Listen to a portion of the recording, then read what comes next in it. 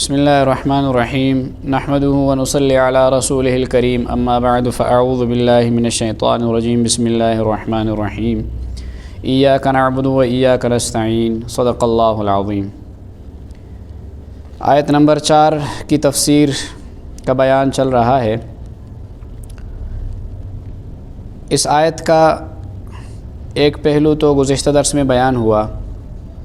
اس کا دوسرا پہلو یہ ہے اور وہ بھی بڑا اہم ہے اور معنی خیز ہے، وہ یہ کہ اس آیت کریمہ میں اللہ تبارک و تعالی نے جو ایاک نستعین فرمایا، یعنی ہمیں سکھایا کہ یوں کہو اے اللہ ہم آپ ہی سے مدد مانگتے ہیں۔ سوال ہوا کہ کس چیز میں آپ سے مدد مانگتے ہیں، اس کو متعین نہیں کیا، بس مطلق یہ کہا کہ اے اللہ ہم آپ سے مدد مانگتے ہیں۔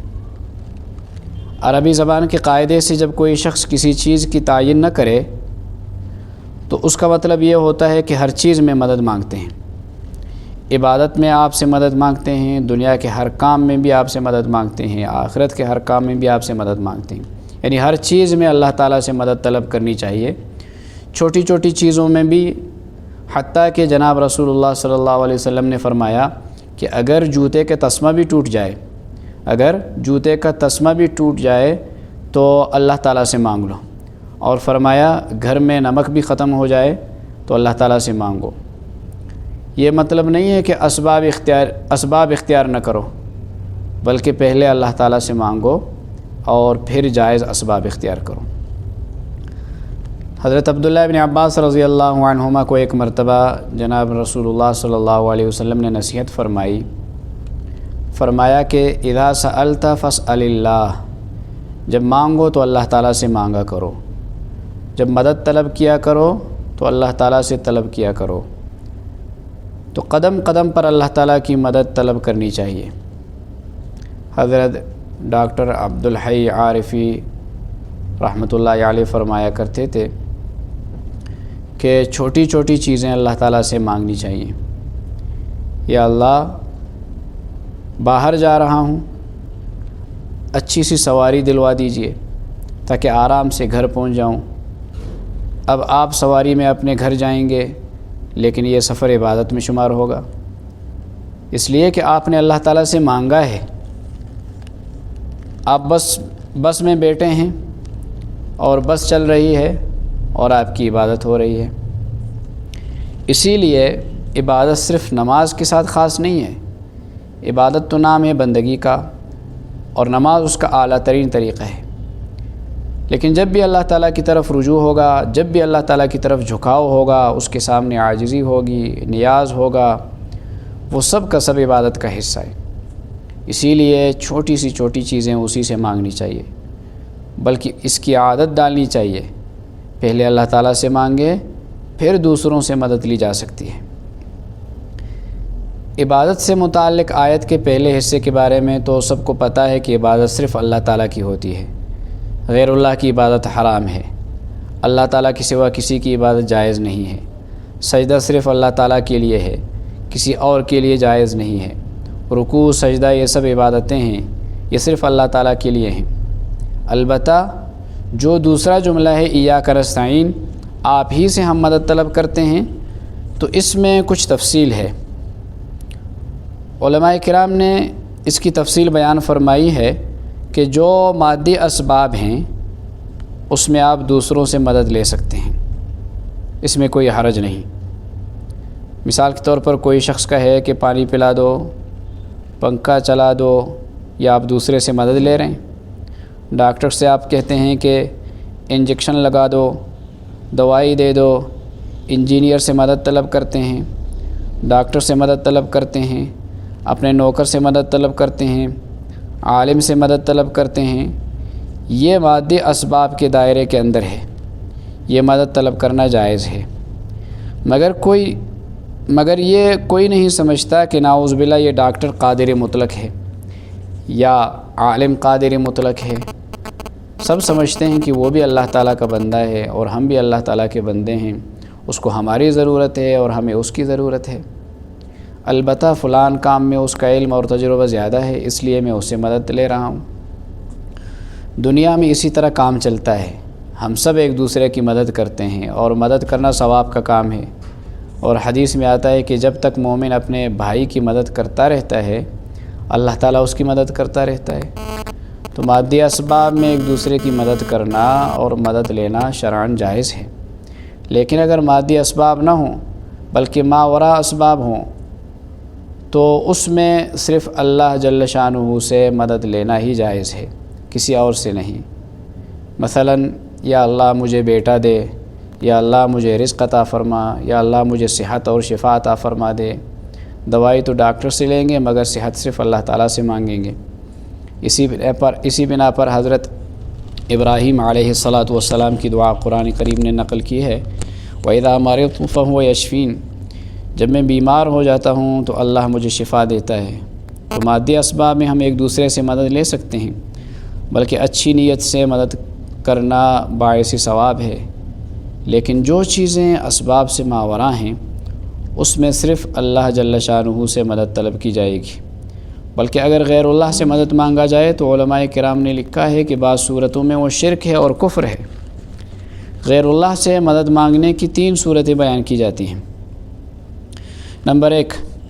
اگر کسی کو مستقل بالذات سمجھ کر مانگا جائے تو صریح کفر ہے۔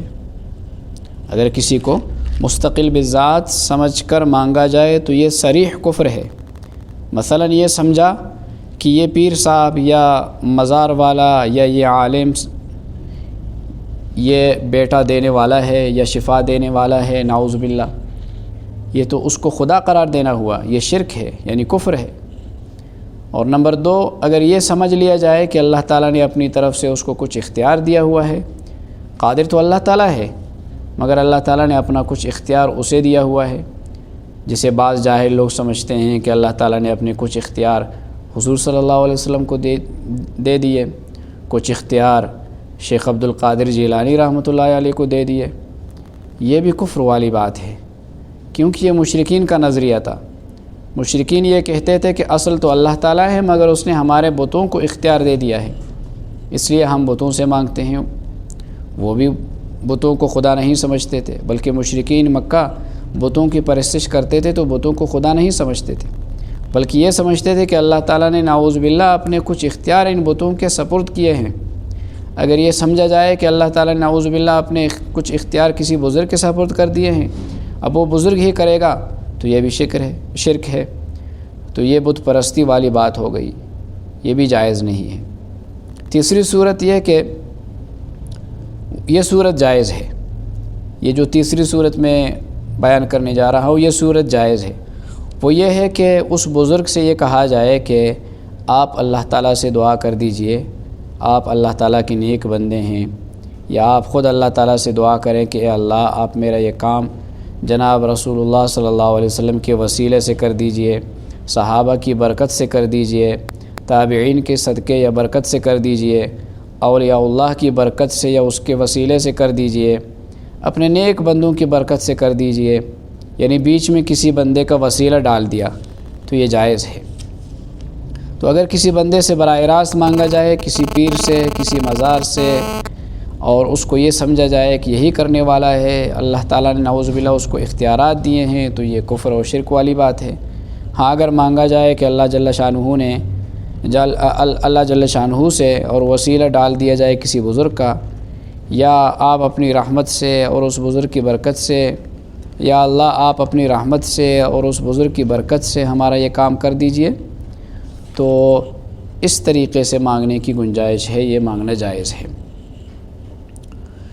اس آیت میں ایک اور نقطہ یہ ہے کہ اللہ تبارک و تعالیٰ نے اپنی پہلی صفات بیان فرمائی کہ الحمدللہ رب العالمین الرحمن الرحیم مالک یوم الدین۔ تو رب العالمین کا مطلب یہ تھا کہ وہ سارے جہانوں کا پروردگار ہے، انسانوں کے جہاں کا بھی، جنات کے جہاں کا بھی، جانوروں کے جہاں کا بھی، ہر عالم کے جہاں کا پروردگار ہے۔ اس آیت کا تعلق دنیا سے ہے، یعنی دنیا میں اللہ تبارک و تعالیٰ سب کی پرورش کر رہا ہے، سب کو پال رہا ہے، اور مالک یوم الدین کا تعلق آخرت سے ہے، یعنی جو آخرت کا مالک ہے، تن تنہا آخرت کا مالک ہے، اور الرحمن الرحیم جو بیچ میں آیا ہے اس کا تعلق دونوں سے ہے، یعنی دنیا سے بھی اور آخرت سے بھی۔ پہلے تو یہ بتا دیا کہ دنیا اور آخرت میں جو کچھ ہوگا وہ ہمارے حکم سے ہوگا، وہ ہماری مشیت سے ہوگا، ہمارے فیصلے کے مطابق ہوگا اور ہم ہی کریں گے۔ اب اگلی آیت میں یہ کہا جا رہا ہے کہ ہم سے مدد مانگو اور کہو وَإِيَّاكَ نَسْتَعِينُ، اے اللہ ہم آپ سے مدد مانگتے ہیں، یعنی دنیا کے ہر کام میں بھی آپ سے مدد مانگتے ہیں اور آخرت کے ہر کام میں بھی آپ سے مدد مانگتے ہیں۔ یہ بہت بڑا عظیم نسخہ بتا دیا اللہ تبارک و تعالیٰ نے اپنے تک پہنچنے کا، کہ اگر تم چاہتے ہو کہ مجھ سے تعلق تمہارا مضبوط ہو اور تم مجھ تک پہنچو تو اپنے آپ کو اللہ تبارک و تعالیٰ کی بارگاہ کا بھکاری بنا لو، میری بارگاہ کے بھکاری بن جاؤ۔ کیا معنی؟ کہ ہر وقت مجھ سے کچھ نہ کچھ مانگتے رہو، دنیا کی کوئی ضرورت پیش آئے مجھ سے مانگو اور آخرت کی کوئی ضرورت پیش آئے تو مجھ سے مانگو، ہر چیز مجھ سے مانگو۔ اور دنیا میں تو قاعدہ یہ ہے کہ کوئی کتنا ہی بڑے سے بڑا آدمی ہو اور کتنا ہی سخی اور داتا ہو، لیکن اگر کوئی آدمی اسے بار بار مانگتا رہے کہ ابھی یہ مانگا، پھر دوسرے لمحے دوسری چیز مانگی، پھر تیسرے لمحے تیسری چیز مانگ لی اور پھر مانگتا ہی رہے، تو کچھ دنوں کے بعد وہ اکتا جائے گا، کہے گا بھائی تو پیچھے ہی پڑ گیا، ایک چیز پر تو بس ہی نہیں کرتا، تیرے کو یہ بھی دے رہا ہوں وہ بھی دے رہا ہوں، اس کے باوجود تیرا ہاتھ پھیلا ہوا ہے، تو پھر بھی مانگتا رہتا ہے، تو وہ اس کو دھتکار کر نکال دے گا۔ لیکن اس کریم کی بارگاہ ایسی بارگاہ ہے، وہ کہتا ہے کہ جتنا مانگو مجھ سے میں اتنا ہی تم سے خوش ہوں گا، بلکہ حدیث میں آتا ہے کہ من لم یسأل اللہ یغضب علیہ، جو اللہ سے نہیں مانگتا اللہ تعالیٰ اس سے ناراض ہوتا ہے، اللہ اس سے ناراض ہو جاتا ہے کہ مجھ سے کیوں نہیں مانگا۔ بندے کا مانگنا اللہ تعالیٰ کو بڑا محبوب ہے۔ حدیث میں نبی کریم صلی اللہ علیہ وسلم نے ارشاد فرمایا کہ اگر تمہارے جوتے کا تسمہ بھی ٹوٹ جائے تو اللہ سے مانگو، یا اللہ میرے جوتے کا تسمہ ٹوٹ گیا، اس کو درست کروا دیجئے۔ تو کوئی بھی چھوٹی سی چھوٹی بڑی سی بڑی چیز، چھوٹی سی چھوٹی حاجت بڑی سی بڑی حاجت دنیا اور آخرت کی ایسی نہ ہونی چاہیے جس میں ہم اللہ تبارک و تعالیٰ کی طرف رجوع کر کے مانگ نہ رہے ہوں۔ یہ ایسا عجیب اور آسان نسخہ بتایا اپنے ساتھ تعلق مضبوط کرنے کا۔ اللہ تعالیٰ مجھے اور آپ کو اس پر عمل کرنے کی توفیق نصیب فرمائے۔ وآخر دعوانا ان الحمد للہ رب العالمین۔